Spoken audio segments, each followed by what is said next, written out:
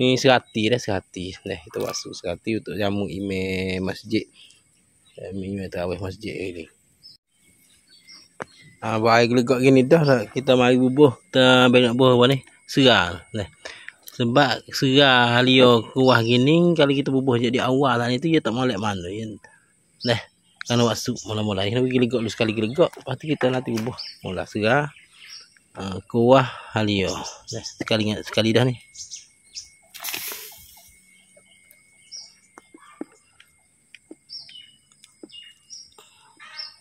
Di dalam ni hak ada dalam kawah ni kita buat apa ni? Bawai besar.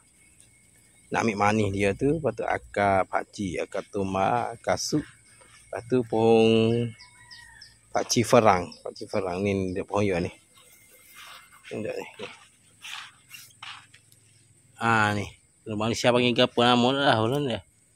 Ni. Ni kita kena buat ni minyak-minyak, lepas tu apa ni? Buih-buih yang naik. Dalam sup masa kita duk rebus ni dah, sementara dia nak masak tu dia naik dulu. Jenis buih-buih, jenis minyak-minyak gini. Ni kerana minyak-minyak gini ni dah kolesterol yang jahat lah, kolesterol jahat. Lepas tu apa ni setengah macam buih-buih gini ni dah jahat juga ni buih-buih gini ni, habis kita kena buat ni sebab ni adalah sisa-sisa kekotoran yang ada pada darah tak.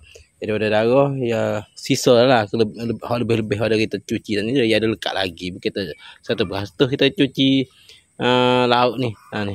Ni serati dah, serati. Dah kita basuh serati untuk jamu imam masjid. Imam tarawih masjid ni. Sisa-sisa gini kita nak buat. Ada setengah-setengah tu taruh saya lemak atau dak ni minyak ni. Tak reti belaka ni. Dah. Ni adalah kolesterol yang menyebabkan penyakit, berpengaruh penyakit stroke, penyakit amapak apa gini. Dah dia ada dalam minyak ataupun lemak sup ini dah. Lemak depan ni serati ni. Serati dah.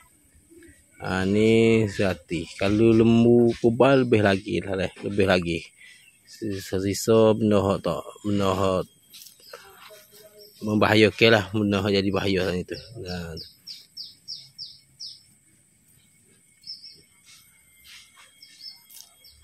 Kalau dia gelegak dah. Serati ni kita nak kena gelegak puas hati sungguh dah. Kalau makan tu agak jadi lemuk dah, jadi lemuk. Tu.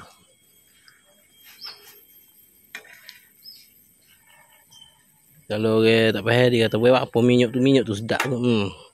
Dah bukan dah. Sedap muka lain lah dah. Habis tu setengah-setengah pada orang buat sup tu dah kelai bubuh minyak. Tu pelik tu kita pelik kita kat situ.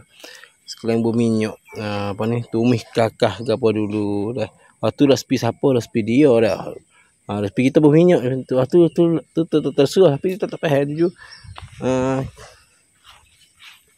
Tu dia tu minyak tu berlemak tu nak bawa kepada bahaya dah.